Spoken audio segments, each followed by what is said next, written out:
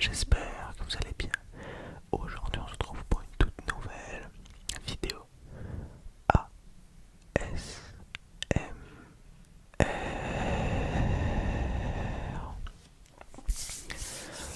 J'espère que vous allez bien. En tout cas moi ça va nickel. Je suis trop content de refaire une vidéo ASMR parce qu'en vrai ça fait longtemps que j'en ai pas tourné. Parce que les deux dernières qui sont sorties je les avais tournées en même temps. Comme ça au moins, vu comme la semaine c'est un peu compliqué de faire des vidéos, je peux en mettre une en début et en fin de semaine et ensuite faire un roulement quoi. Donc voilà, j'espère que vous avez passé une bonne semaine. Enfin, en tout cas la semaine dernière, parce que cette vidéo là va sortir probablement soit dimanche soit lundi. À voir. Mais je pense plus qu'elle sortira du coup dimanche. Du coup pas là on est dimanche. Donc voilà. Alors avant de commencer cette vidéo, juste pour ceux peut-être qui se le demandent, là j'ai un... Alors je sais pas comment ça s'appelle, mais en gros j'ai les vaisseaux des yeux qui ont éclaté. C'est juste les jeux vidéo, voilà. C'est à force de jouer, d'être concentré, ben après l'œil il fait un peu n'importe quoi. Et pour les plus attentifs, je sais pas si c'est le bon mot, mais je suis allé chez le coiffeur aujourd'hui. Voilà. Vraiment, au début, je suis sorti de chez le coiffeur, je me suis dit, oh, elle m'a raté de fou, c'est trop moche. Mais finalement, non, ça va. En fait, souvent, chez le coiffeur, tu sors et des fois, t'es pas content du résultat. Et genre, quelques heures après, voire les jours d'après, tu te dis, oh, quelle masterclass.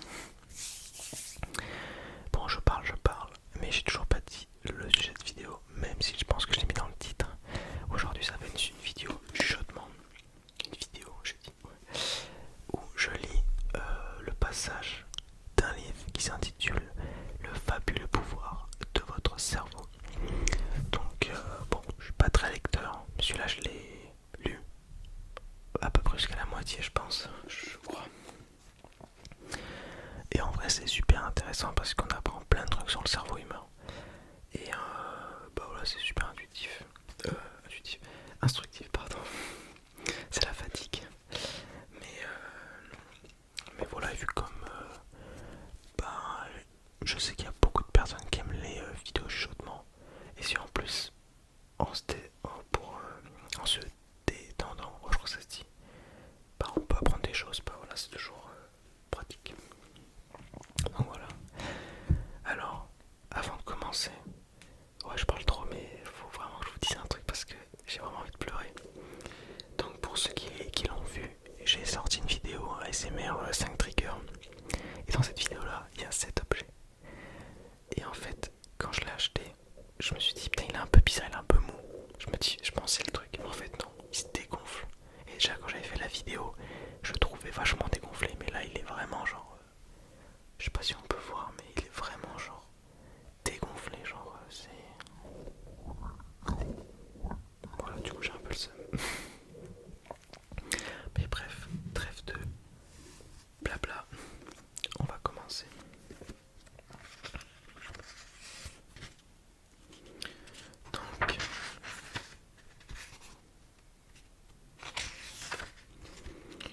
Donc, la première partie, c'est développer votre plus grand talent avec, avec 3 rubriques. Donc la première c'est un âge d'or pour le cerveau. Donc là ils vont expliquer il y a quel type de cerveau et tout ça. Ensuite 5 mythes à dissiper concernant le cerveau. Et enfin les héros du super cerveau. Voilà, donc ils nous donnent par exemple des solutions contre la dépression, les trucs comme ça. Donc c'est vachement intéressant.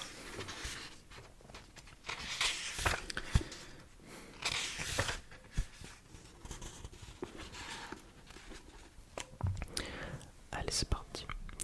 Que sait-on vraiment du cerveau humain? Dans les années 1970 et 1980, quand les auteurs étaient en formation, la réponse honnête était très peu. À l'époque, il y avait un dicton. On disait qu'étudier le cerveau revenait à y mettre un stéthoscope à l'extérieur d'un grand stade de football pour tenter d'apprendre les règles de ce jeu. Votre cerveau contient environ 100 milliards de cellules nerveuses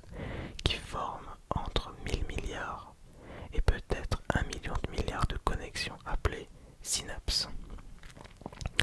Ces connexions se trouvent constamment dans un état dynamique par lequel elles se restructurent en réaction au monde qui vous entoure. C'est une véritable merveille de la nature, certes minuscule mais avant tout prodigieuse. On ne peut qu'être émerveillé par le cerveau, autrefois surnommé l'univers d'1,5 kg, à juste titre d'ailleurs. Non seulement le cerveau interprète le monde, mais il le crée.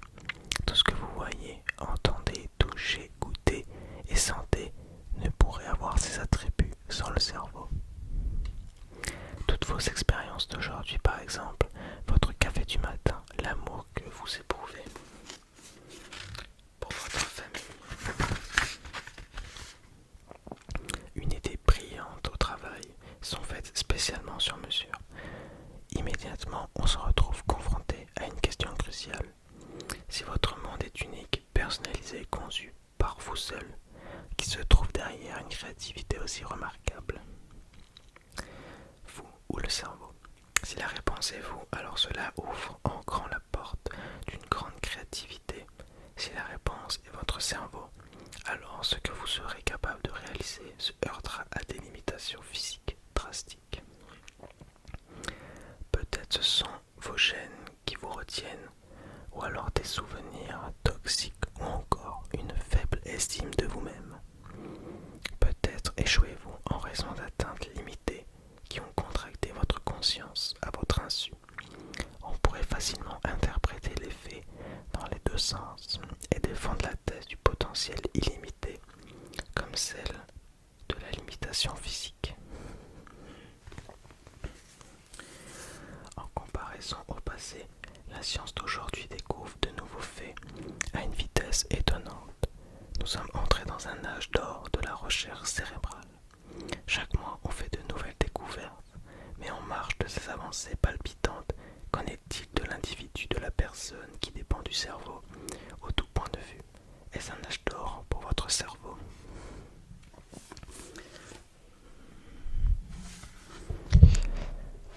Il existe un fossé énorme entre le brio des recherches et la réalité du quotidien.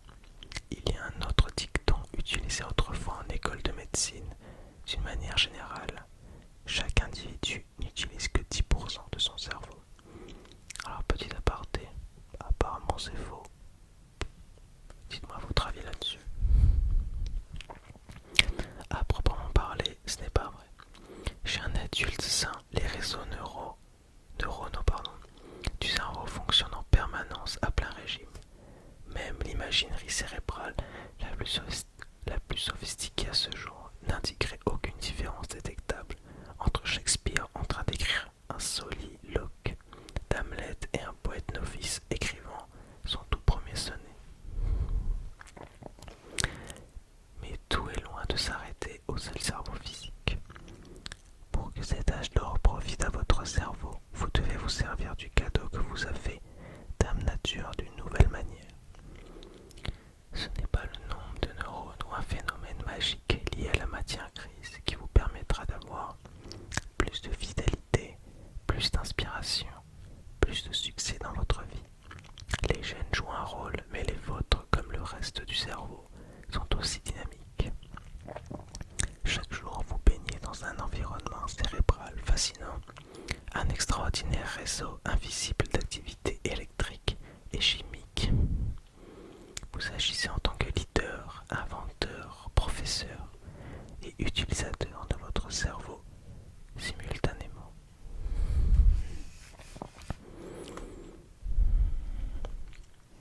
Oh, c'est super dur de gérer l'inspiration là. Ah là, je débite comme on dit. En tant que leader, vous donnez des ordres à votre cerveau en fonction de votre journée. En tant qu'inventeur, vous créez de nouvelles voies et connexions cérébrales qui n'existaient pas hier. En tant qu'enseignant,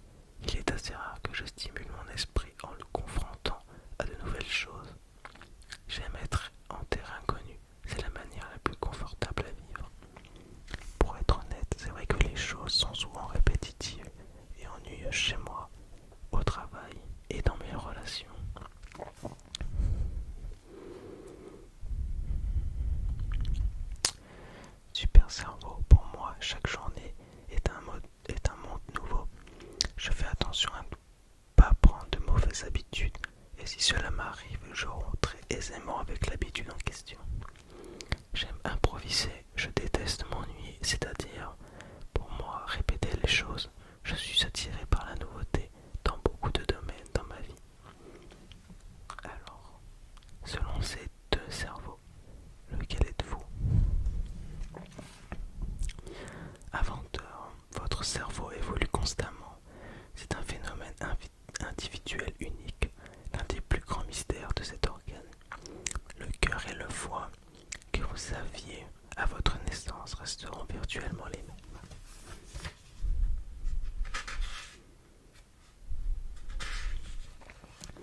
Au moment de votre mort, mais pas le cerveau. Il est capable d'évoluer et de s'améliorer tout au long de votre vie. Pour ce faire, inventez de nouvelles choses, ce qui vous permettra de développer de nouvelles compétences. Il existe une théorie marquante dénommée théorie des 10 000 heures, qui stipule que vous pouvez acquérir n'importe quelle compétence à un niveau expert si vous vous appliquez durant cette durée, y compris des aptitudes telles que la peinture, la musique, qui étaient autrefois attribuées uniquement aux personnes talentueuses. Si vous avez déjà vu une représentation du cirque du soleil, peut-être avez-vous supposé que ces acrobates fascinants provenaient de grandes familles du cirque ou de troupes étrangères. En réalité, chaque geste au cirque du soleil, à quelques exceptions près, a été enseigné à des personnes ordinaires inscrites dans une école spéciale de Montréal. À un niveau, votre vie est une série de compétences, les premières étant la marche, la parole et la lecture. Notre erreur est de limiter ces facultés, car même le sens de l'équilibre qui vous a permis de faire vos premiers pas, de marcher, de courir et de faire du vélo, pourvu que vous y consacriez 10 000 heures ou moins, peut vous permettre de traverser l'espace qui sépare deux gratte-ciel sur un fil. Vous sollicitez très peu votre cerveau quand vous cessez de lui demander de perfectionner au quotidien de nouvelles compétences. À quoi vous identifiez-vous? Cerveau de base, je ne peux vraiment dire que j'évolue autant que quand j'étais plus jeune. Quand j'apprends une nouvelle compétence, je ne la pousse pas très loin. Je suis résistant au changement, car parfois elle constitue une menace pour moi. Quand je suis doué pour quelque chose, je ne vais pas chercher ailleurs. Je passe pas mal de temps à faire des activités passives telles que regarder la télévision. Super cerveau. Je continuerai d'évoluer toute ma vie. Quand j'apprends une nouvelle compétence, je la pousse aussi loin que possible. Je m'adapte rapidement au changement. Si je ne suis pas doué pour quelque chose la première fois que j'essaye, ce n'est pas grave, j'aime le défi. Je m'épanouis dans l'activité. Il ne me faut pas que peu de temps mort. Professeur, la connaissance ne prend pas sa source dans les faits, mais dans la curiosité. Un enseignant inspiré peut changer un étudiant pour le restant de ses jours en lui instillant cette qualité. Quand vous êtes dans la même position en ce qui concerne votre cerveau, à une grande différence près, vous êtes à la fois professeur et élève. Il est de votre responsabilité d'attirer votre propre curiosité, grâce à laquelle ce sera également vous qui serez inspiré. Le cerveau n'a jamais été inspiré, mais quand vous l'êtes, vous déclenchez une cascade de réactions qui le stimule, là où un esprit incurieux est fondamentalement endormi. Il se peut également qu'il se dégrade. Il a été démontré qu'il est possible de prévenir les symptômes de la sénilité et du vieillissement cérébral en continuant d'interagir socialement et en restant intellectuellement curieux tout au long de sa vie. Tel un bon professeur, vous devez surveiller les erreurs de l'élève, encourager ses forces, remarquer quand il est prêt pour de nouveaux défis, etc. Tel un brillant élève, vous devez rester ouvert à l'inconnu, dans un état de réceptivité et non d'étroitesse d'esprit. Ça c'est vrai. Cerveau de base, mon proche de la vie est mon approche de la vie est très réglée. Je fais corps avec mes croyances et mes opinions. Être un expert, c'est bon pour les autres. Il est rare que je regarde les programmes télévisés éducatifs ou que j'assiste à des conférences publiques. Cela fait longtemps que je ne suis pas senti vraiment inspiré. Super cerveau, j'aime me réinventer. Récemment, j'ai changé une croyance ou une opinion de longue date. Il y a au moins un domaine dans lequel je suis expert. Je suis attiré par tout ce qui est éducatif à la télévision ou pour la formation continue. Ma vie m'inspire au quotidien. Utilisateur, il n'existe pas de manuel d'utilisateur pour le cerveau, mais ce que l'on sait, c'est ce qu'il nécessite. Oh, pardon. Qu'on l'alimente, qu'on l'entretienne et qu'on le gère correctement en permanence. Certaines nourritures sont physiques. Aujourd'hui, un phénomène est en vogue. Les personnes qui veulent développer leur cerveau se précipitent sur certaines vitamines et enzymes. Mais la nourriture appropriée pour le cerveau est tout aussi mentale que physique. L'alcool et le tabac sont toxiques et en exposant votre cerveau à ces substances, vous en faites mauvais usage. La colère, la peur, le stress et la dépression sont aussi une forme d'utilisation cérébrale nocive. À l'heure où nous rédigeons cet ouvrage, une nouvelle étude montre que le stress quotidien et routinier affecte le cortex préfrontal, la partie du cerveau responsable de la prise de décision, de la correction des erreurs et de l'évaluation des situations. C'est pourquoi les gens deviennent fous dans les bouchons.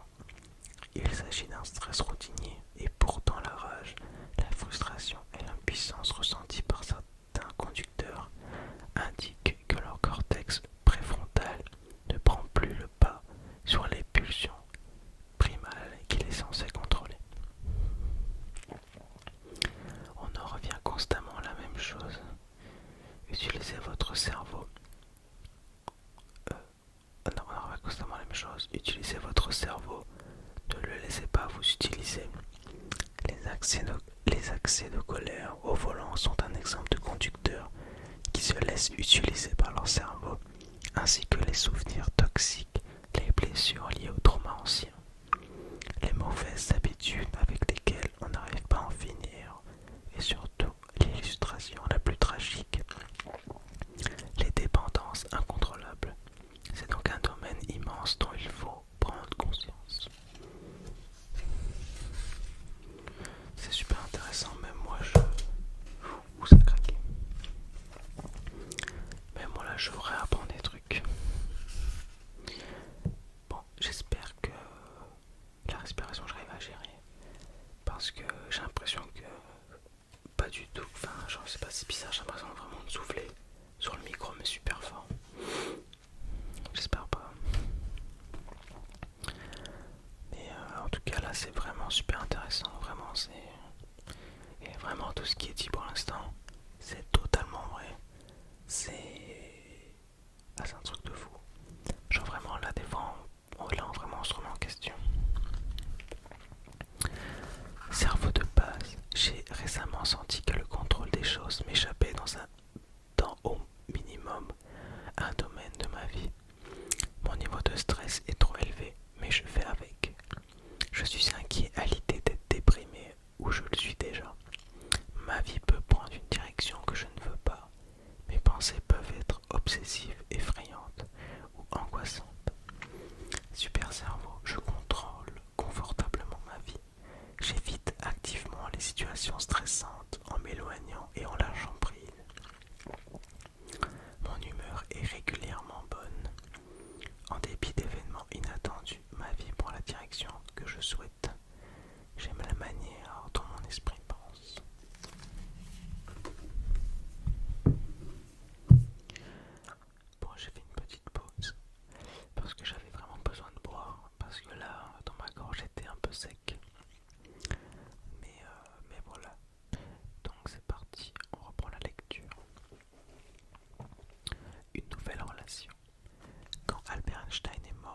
1955, à l'âge de 76 ans, il y a eu une curiosité gigantesque autour du cerveau le plus célèbre du XXe siècle. Partant de l'hypothèse qu'un élément physique devait avoir créé un tel génie, une autopsie de son cerveau a été réalisée. Mais contre toute attente, à grand penseur, grand cerveau, son poids réel était inférieur de 10% à la moyenne. À l'époque, l'exploration des gènes commençait juste et il fallait attendre des décennies avant que se ne soient formulées des théories de pointe sur la formation de nouvelles connexions synaptiques. Ces deux avancées dans le domaine de la conscience sont majeures. On ne peut voir les gènes fonctionner, mais on peut observer les neurones développer de nouveaux axones et dendrites. Ces extensions semblables à des fils qui permettent à une cellule cérébrale de se relier à une autre. On sait désormais que le cerveau peut créer de nouveaux axones et dendrites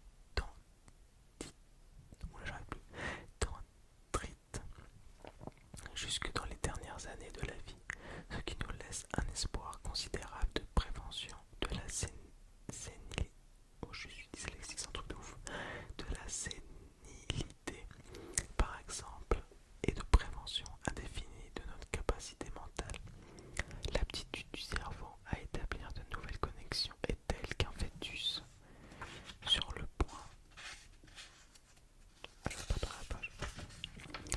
point de naître forme 250 000 nouvelles cellules par minute, ce qui représente des millions de nouvelles connexions synaptiques dans le même laps de temps.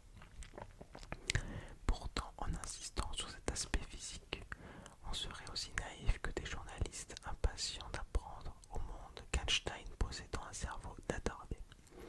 On n'accorde pas assez d'intérêt au lien qu'une personne développe avec son cerveau. Notre sentiment est que, sans nouvelle relation, on ne peut demander au cerveau de faire des choses nouvelles, inattendues. Pensez aux élèves découragés. Il en a existé dans toutes les classes que vous et nous avons fréquentées, généralement assis au dernier rang. Leur comportement suit un schéma attristant. Au départ, l'enfant essaye de rester à la hauteur.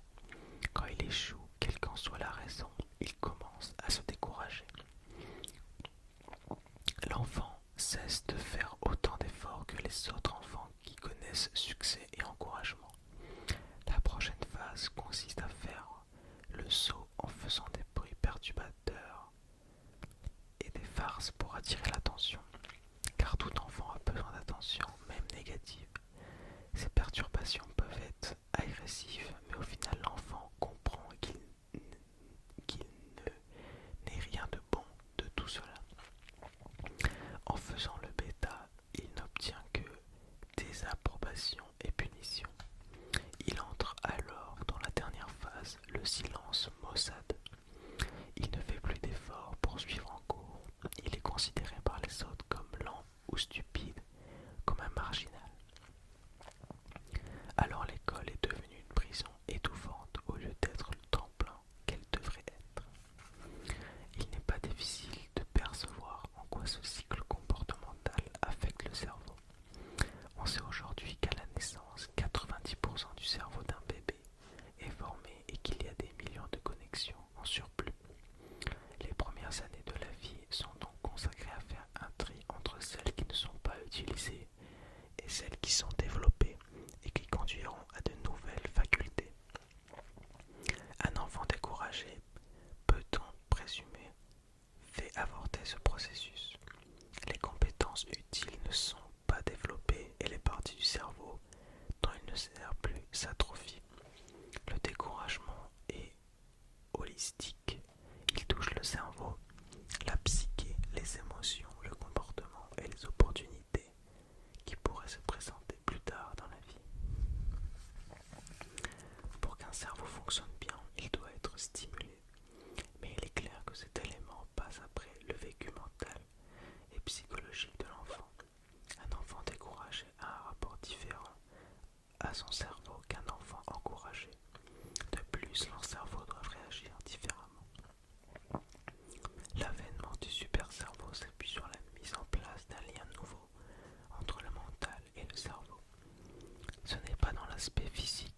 réside toute la différence, mais bien dans la détermination, l'intention, la patience, l'espoir et la diligence dont fait preuve une personne.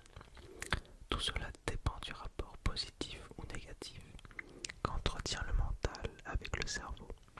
On peut résumer cette relation en 10 principes.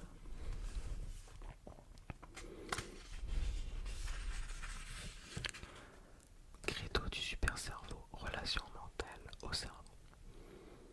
Petit 1. Le processus implique toujours des boucles de rétroaction. Ces boucles de rétroaction sont intelligentes et adaptables. La dynamique du cerveau oscille entre l'équilibre et le déséquilibre, mais favorise toujours l'équilibre général, connu, connu sous le nom d'homéostasie. Putain, j'apprends des nouveaux mots là. Nous nous servons de notre cerveau pour évoluer et nous développer en nous laissant guider par nos intentions. L'introspection nous permet de nous aventurer en territoire inconnu. De nombreuses aires cérébrales diverses sont coordonnées simultanément. Nous sommes en mesure de prendre en compte plusieurs niveaux de conscience, bien que notre attention soit généralement confinée à un niveau. La veille, le sommeil ou l'état de rêve. Tous les attributs du monde connu, par exemple la vue, le son, la texture, le goût, sont mystérieusement créés par interaction du mental et du cerveau. C'est le mental et non le cerveau qui a l'origine de la conscience. Seule la conscience peut prendre la conscience. Aucune explication mécanique s'appuyant sur des données cérébrales ne suffit. Et voilà, on va s'arrêter là. Je pense que c'est bon. Donc j'espère que ça a plu et que ça a pu vous détendre. Détendre.